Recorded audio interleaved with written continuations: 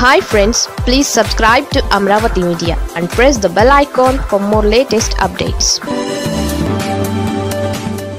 YCP నుంచి జనసేనలో చేరి పాపం వీళ్ళ పరిస్థితి అగమ్య గోచరం. వేసవి కాలంలో ఉక్కబోతలు సహజం. అయితే రాజకీయాలలో ఉన్నవారికి సీజన్తో సంబంధం లేదు. వారికి తగిన అవకాశాలు లేకుండా ఉన్నా లేక తగిన తీరులో పరిస్థితులు లేకపోయినా ఒక్కబోత తప్పదు. ఆ విధంగా చూసుకుంటే కూటమి ఏపీలో అధికారంలోకి వచ్చాక పులోమంటూ చాలామంది నేతలు వైసీపీ నుంచి ఆ వైపుగా పరుగులు తీశారు. అలా వెళ్లిన వారిలో అత్యధికులు టీడీపీలో సర్దుకుంటూ ఆ తర్వాత స్థానంలో జనసేనలో చాలామంది తమ ప్లేస్ చూసుకున్నారు. ఇక జనసేనలో చేరిన వారు కండువాలు అయితే సంబరంగా కప్పుకున్నారు. కానీ ఆ తర్వాతనే పార్టీలో తమ పొజిషన్ ఏంటో తెలియక ఇబ్బంది పడుతున్నారని టాక్ నడుస్తోంది. జనసేనలో చేరిన వారిలో చాలామంది సీనియర్ నేతలు ఉన్నారు. ఉమ్మడి కృష్ణా జిల్లా జగ్గయ్యపేటకు చెందిన సీనియర్ నేత సామినేని ఉదయభాను వైసీపీ తరఫున 2024లో పోటీ చేసి ఓటమి పాలయ్యారు. ఆ తర్వాత కొద్ది రోజులు మౌనంగా ఉన్నారు. అనంతరం జనసేన తీర్థం పుచ్చుకున్నారు. ఆయన చేరినప్పుడు కృష్ణా జిల్లా జనసేన అధ్యక్ష పదవిని ఆశించారని చెబుతారు. ఇక అధికారంలో ఉన్న పార్టీ కదా అని తన హవా చెల్లుతుందని కూడా లెక్క వేసుకున్నారు.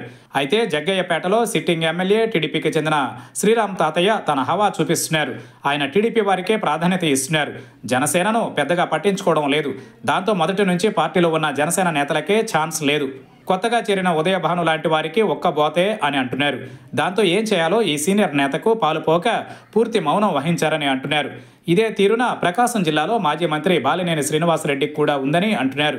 ఆయన సైతం జనసేన నేతలు పూర్తిగా కలిసిరాక టీడీపీ వారితో ఉన్న పాత రాజకీయ వైరాలతో దగ్గర కాలేక ఇబ్బంది పడుతున్నారని అంటున్నారు.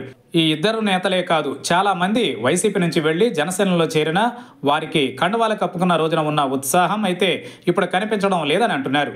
గుంటూరు జిల్లా నుంచి ఇతర జిల్లాల నుంచి జనసేనలోకి వెళ్లిన వారికి మాజీ ఎమ్మెల్యేలకు సీన్ అలాగే ఉందట. ఆ మాటకు వస్తే జనసేన నాయకులుగా ఉంటూ మొదటి నుంచి పార్టీ జెండా ఎత్తి నిలిచిన వారికే టీడీపీ కూటమిలో తాము అనుకున్న విధంగా అన్నీ సాగడం లేదని అంటున్నారు. మరీ ముఖ్యంగా టీడీపీ సిట్టింగ్ ఎమ్మెల్యేలు ఉన్న చోట తమ్ముళ్ల రాజ్యమే సాగుతోందని అంటున్నారు.